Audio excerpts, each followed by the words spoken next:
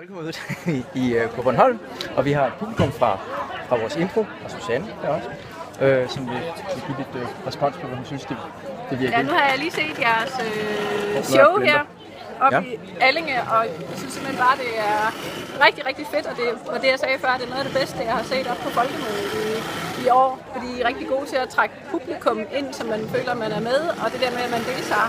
Ellers mange af de andre ting, man er rundt og se, der er det jo sådan, det føler man som en tilskuer, der ikke er der, man lige så godt har set det på tv, ikke? Men her der er det jo, altså, ja, der kommer man helt tæt på, så det synes jeg virkelig det har været super, super godt, og I er rigtig. Ja, vi har så der er jo nogen, de begyndte at blive sådan helt, hvad kan man sige, forlegne og kigge væk og smågrine, og ja. Det gør jeg så også selv, ikke? Var det et teaterstykke? Ja, så jeg kunne ikke se noget. Nå, jeg troede, det var telefon, fordi det var simpelthen bare for pinligt. Det var simpelthen for pinligt til, det kan ikke ske i bussen lige nu. Ja, det synes jeg. Du troede på det?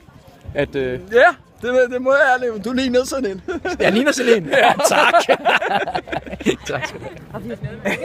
Jeg reagerer helt meget efter. Sejt gået! Ja, du skulle virkelig have... Han skulle have gået meget hårdere til. Han var virkelig dum svin, altså.